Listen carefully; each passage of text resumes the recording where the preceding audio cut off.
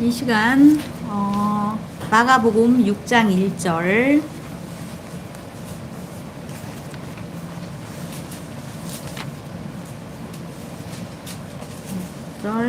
찾으신 줄 알고 제가 조금 읽겠습니다. 예수께서 거기를 떠나사 고향으로 가시니 제자들도 쫓으니라. 안식일이 되어 회당에서 가르치시니 많은 사람이 듣고 놀라 가로되 이 사람이 어디서 이런 것을 얻었느뇨. 이 사람의 받은 지혜와 그 손으로 이루어지는 이런 권능이 어찌 되면요. 이 사람이 마리아의 아들 목수가 아니냐. 야고보와 요셉과 유다와 시몬의 형제가 아니냐. 그 너희들이 우리와 함께 여기 있지 아니하냐 하고 예수를 배척한지라. 예수께서 저희에게 이르시되 선지자가 자기 고향과 자기 친척과 자기 집 위에서는 존경을 받지 않음이 없느니라 하시며 거기서는 아무 권능도 행하실 수 없어 다만 소수의 병인에게 안수하여 고치실 뿐이었고 저희의 믿지 않음을 이상히 여기셨더라. 아멘. 이후의 말씀 가지고 목사님 나오셔서 진리의 말씀으로 증거해 주시겠습니다.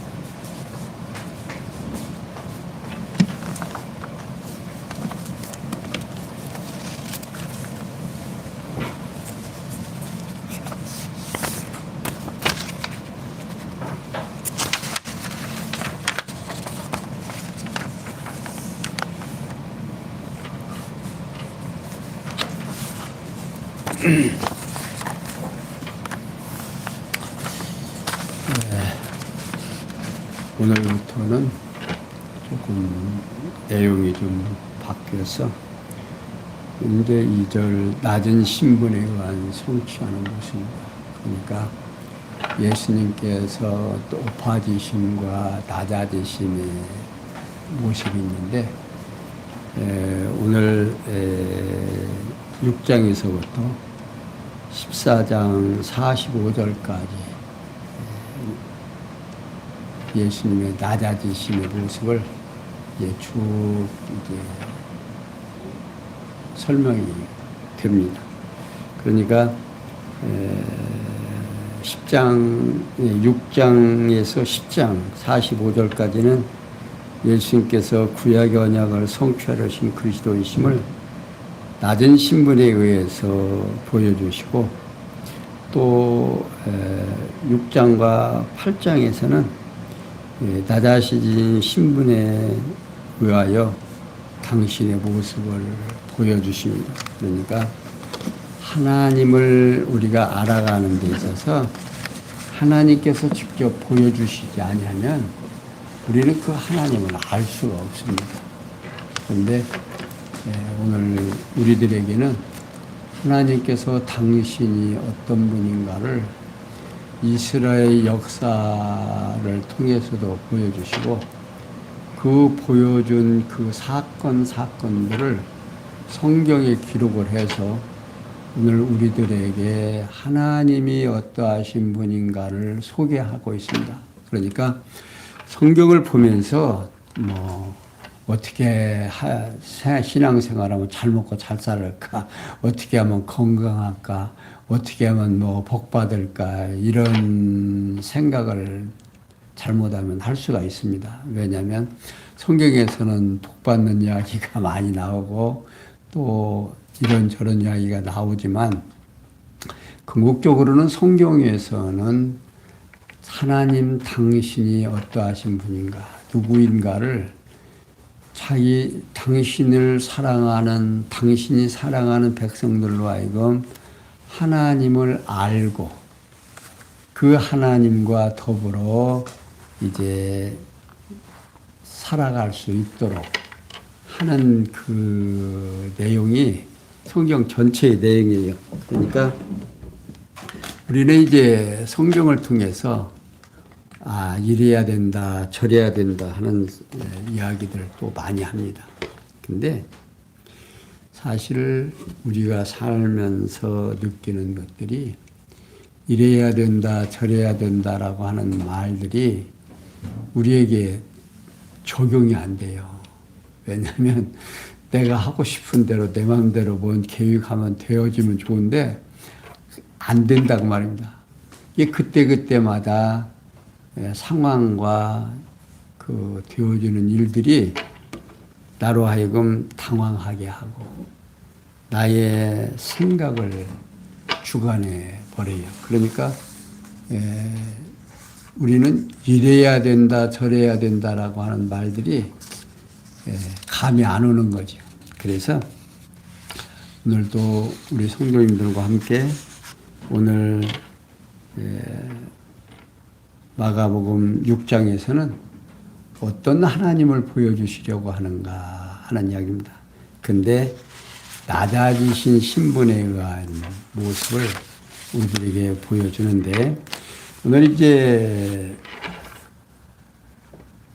1절에서 지금 뭡니까? 6절까지 읽은 과정에서는 이제 예수님께서 안식일에 회당에 들어가셔서 이제 가르치는데 배척당하는, 그러니까 당신이 낮아지시는 모습이에요. 그래도 예수님께서 어떤 태도를 하시는가 하는 겁니다. 그러니까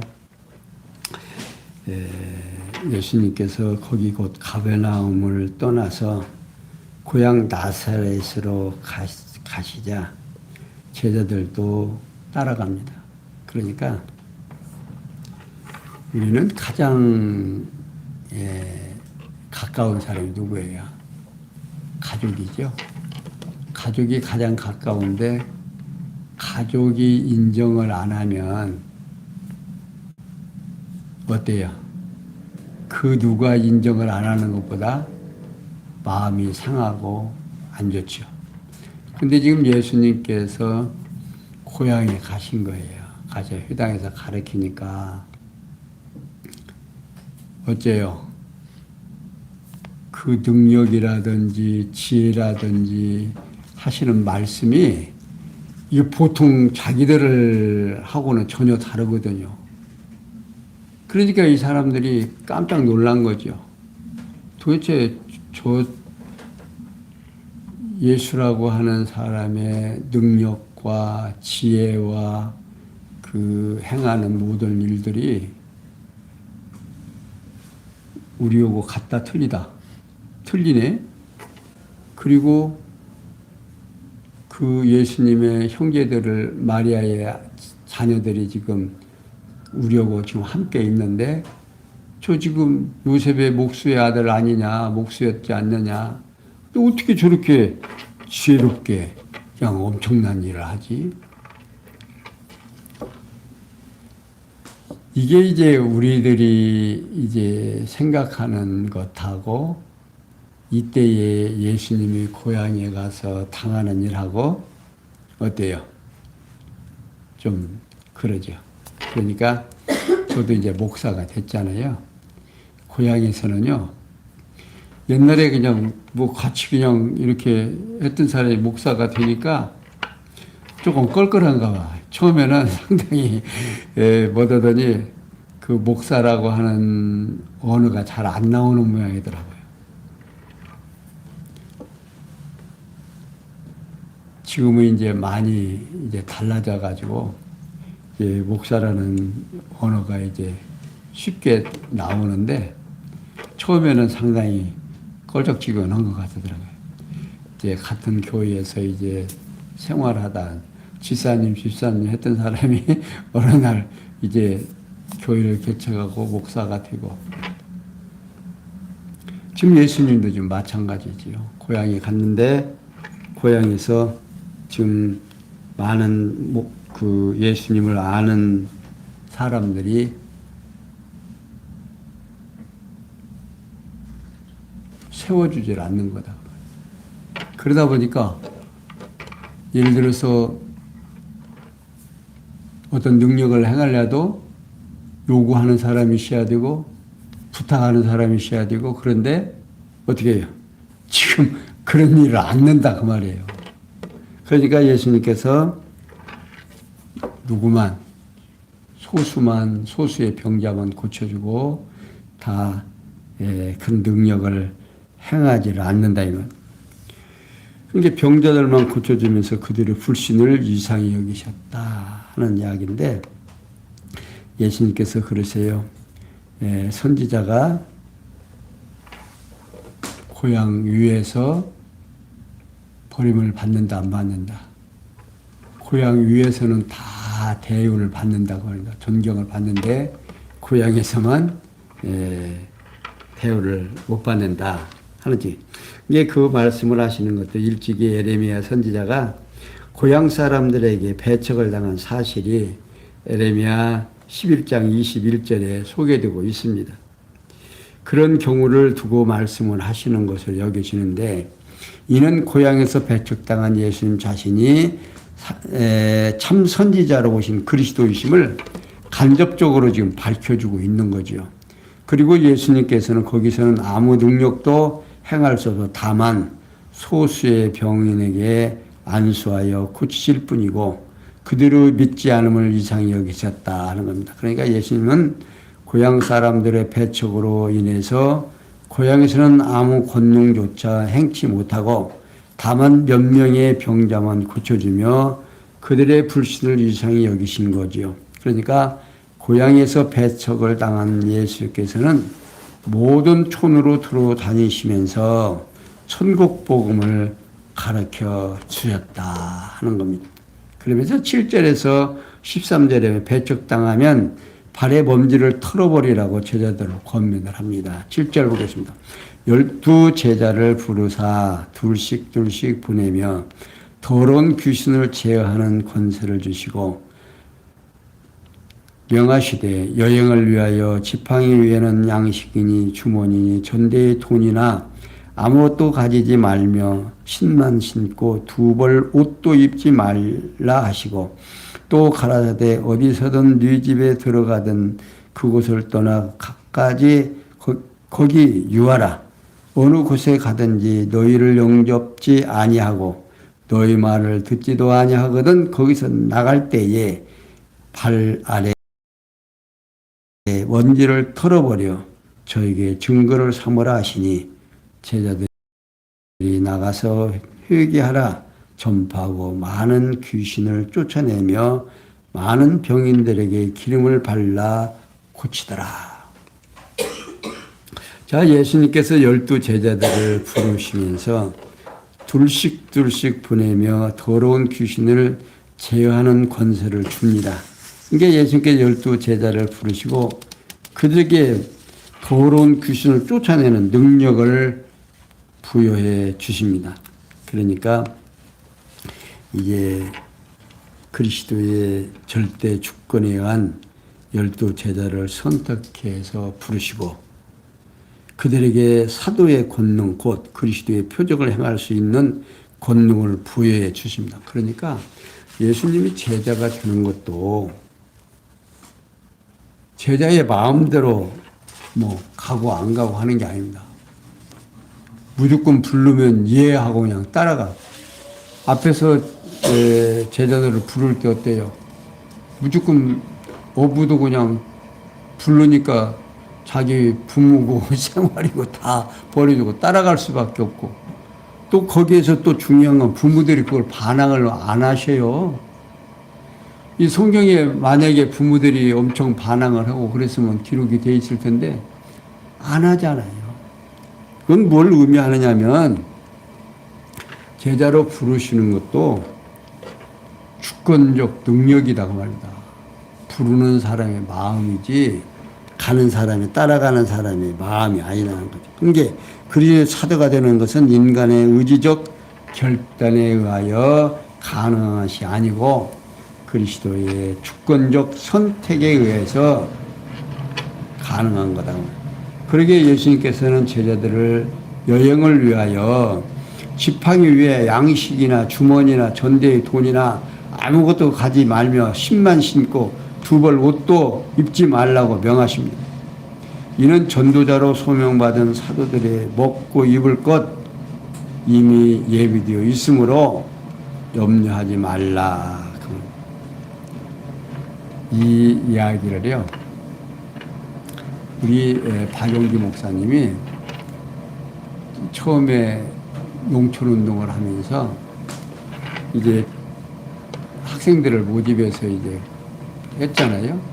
그런데 지금 남원 불의 곡성이라고 하는 그곳으로 이제 모이게 하는데 여기에서 똑같이 출발하는 게 아니에요. 둘씩 짝을 지어줘 갖고 이제 거기 만나기는 거기서 만나기로 하고 중간에 이게 코스를 정해줘 가지고 여자고 남자고 상관없이 그냥 그렇게 해가지고서는 참 그때 어렸을 때 한번 여행을 한 적이 있습니다. 이게 또 이때도 또 이 말씀을 하는 거예요. 둘씩 해서 누가 준비한다? 하나님이 준비됐으니까 무조건 거기서 만나자 해가지고 그렇게 해서 참 만나러 갔습니다. 그때 지금 운봉 농장 있죠? 지금 운봉 농장 거기를 중심으로 해서 했는데 거기에 이제 우리 말씀운동 본부를 거기다 세우려고 하다가 결국 거기다 못 세우고 이제 밑에 구룡폭도 있는 쪽으로 내려와 갖고 이제 하려고 했는데 김신주라는 양반이 내려와 갖고 화전민들 산에 있는 산들 다 철거해라 그래가지고 그때 철거해서 거기서 아마 안 그랬으면 아마 그 산속에서 아마 살았을런지 모릅니다. 이렇게 우리의 심령 속에서 하나님께서 둘씩해서 예수님이 능력을 주고 병도 고치고 귀신도 내쫓고 한 사람 예수님이 돌아다니니까 할 때는 소문이 빠를까요 적을까요? 별로 그게 소문이 안 나는데 이 12사람을 하니까 벌써 몇이에요? 6 그룹이잖아요. 6 그룹이니까 예수님까지 벌써 몇이에요? 7. 소문이 얼마나 빨리 확산되겠습니까? 그러니까 온 소문이 그냥 퍼진 거죠. 그러니까 하나님께서 이 기름 붓고, 근데 제자들이 나가서 기름도 붓고 또 안수도 하고 이제 그러면서 병이 낫는 거예요. 그러니까 요거 기름도 그때 당시에 어떤 상처에 이 기름은 지금은 감남인데 지금의 약이나 마찬가지죠.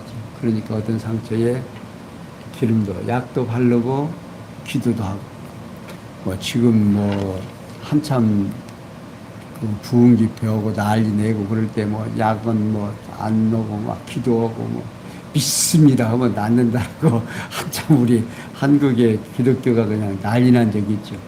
요즘은 그런 일들은 좀 별로 없죠. 점점 이제 낙화되어가고 이제 좀 기독교의 확장이 조금 이렇게 누그러지는 그런 모습입니다. 이제 때가 가까우니까 말세에 믿는 자를 보겠느냐 그러면서 지금 이제 기독교가 부패하면 성경에서도 뭘 얘기해요?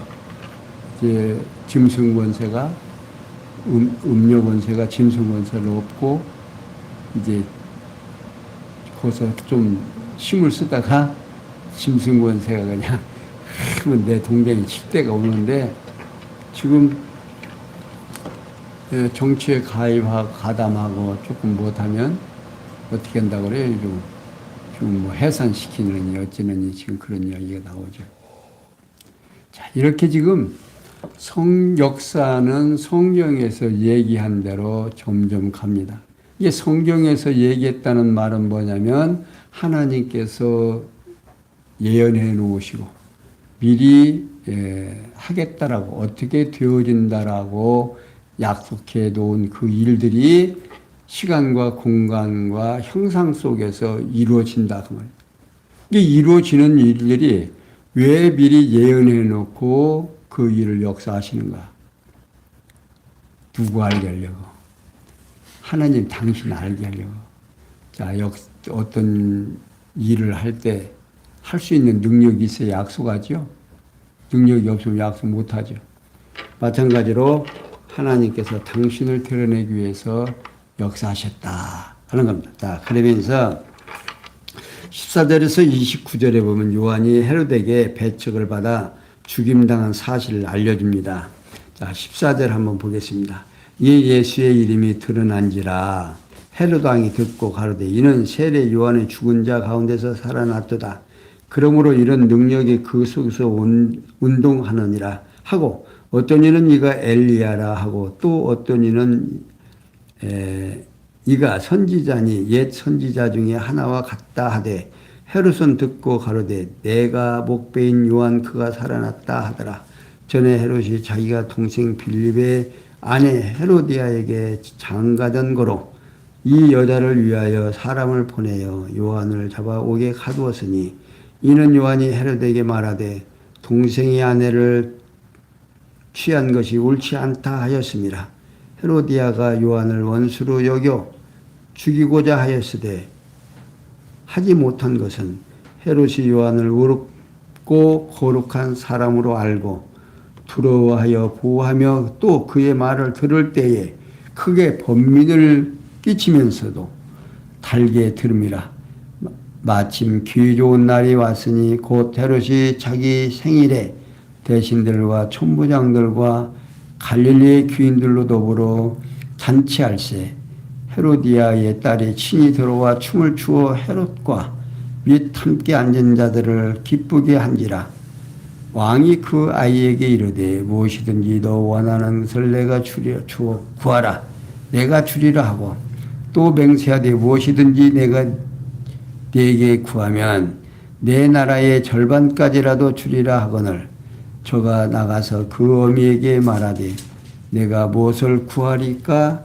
그 어미가 가로되 세례 요한의 머리를 구하라 하니 저가 곧 왕에게 급히 들어가 구하여 가로되 세례 요한의 머리를 소관에 담아 곧 내게 주기를 원하옵나이다.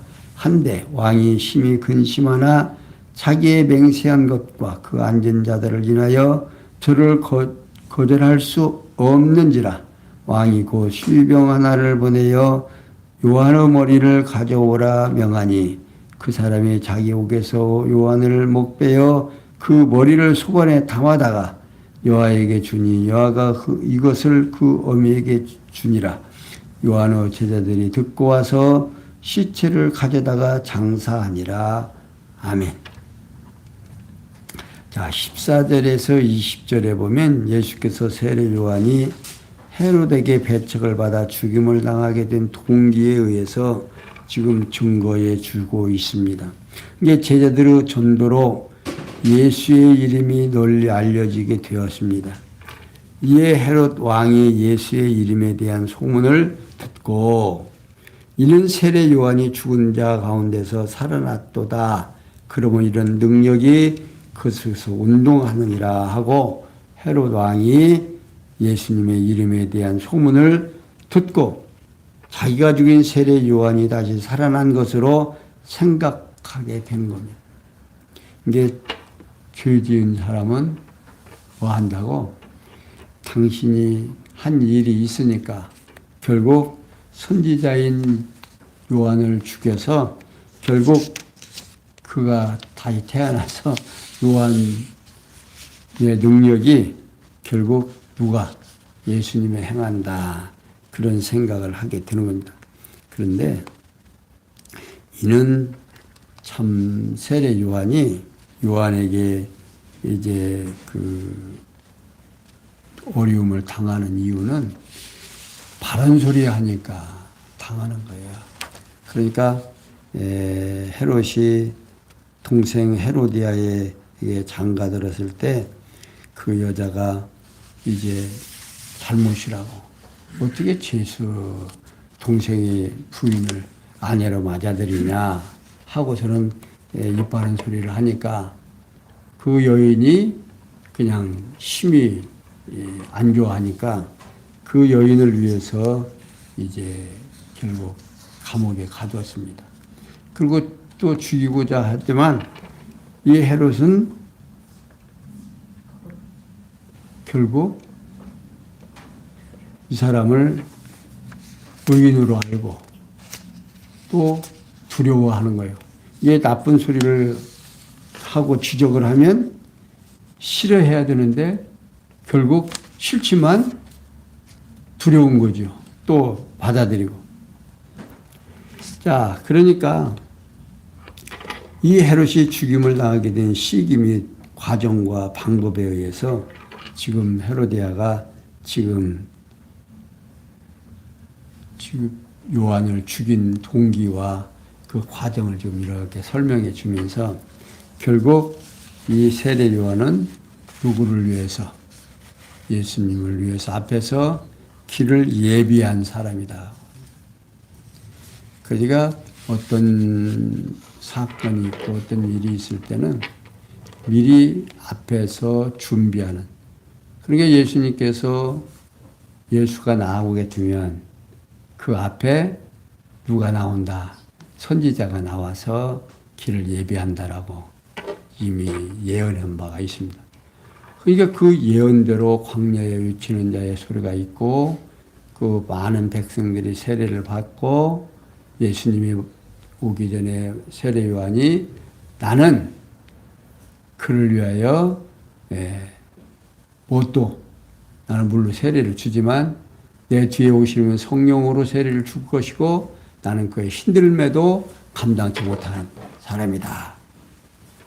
이미 다 얘기를 해 놓죠. 그러니까 이미 예수님께서는 세례 요한이 나타난 것을 통해서 누가 당신이 메시아라는 사실을 증거하는 거죠. 그러면서 21절 29절에 예수님께서 세례 요한이 헤롯에게 증언을 당하게 된 시기 및 과정과 방법에 의해서 증거해 주십니다. 그러니까 이때 그 많은 대신들 또 고위 관리자들 또 천부장들 그게 장군이죠. 장군들을 모으고 자기 생일날 실컷 즐기고 이제 하는데 그 딸내미가 나와가지고 춤을 춰주고 기분을 좋게 했단 말이야. 그러니까 네가 원하는 것 내가 주마. 뭘 원할래?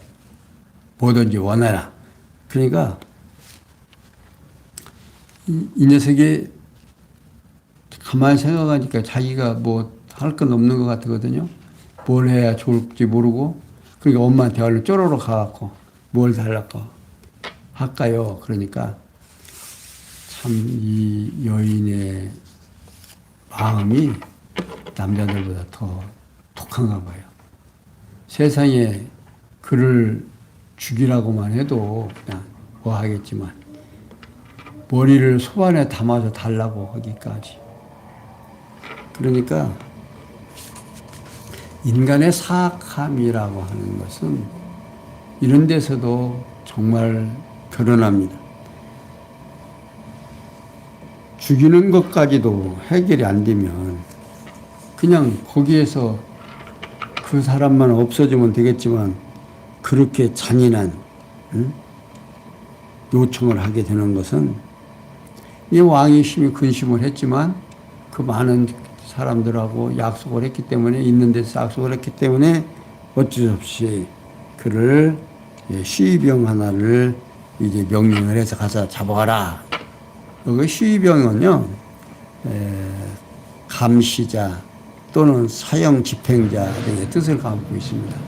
그러니까 아마 사형 집행자를 보내서 결국 목을 베서 수반에 담아서 갖다 주는 이런 과정을 겪게 됩니다. 그러니까 예수님께서 이렇게 역사하시는 이유는 인간의 모습과 당신이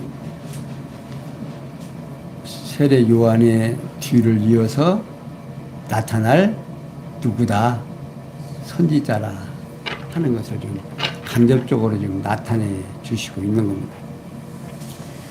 일찍이 여호와 하나님께서는요 엘리야의 선지자로 백성에게 배척을 당하도록 섭리하신 사실이 왕상 17장 2절에 7절에서 소개되고 있고, 또 이사야 선지자로 사람에게 멸시를 당하는 자, 백성에게 미움을 받는 자, 관원들에게 종이 된 자에게 열왕들이 일어나서 방백들이 경배한다. 이사야 49장 7절에 예언한 바가 있습니다. 그런 멸시를 받아서 사람에게 실어버린 바 되었으되 간구를 많이 겪었으며 질구를 아는 자로 멸시를 당한다라고 이사야 53장 3절에서 예언하도록 섭리를 하신 사실을 지금 역사 위에서 일어나고 있는 거죠.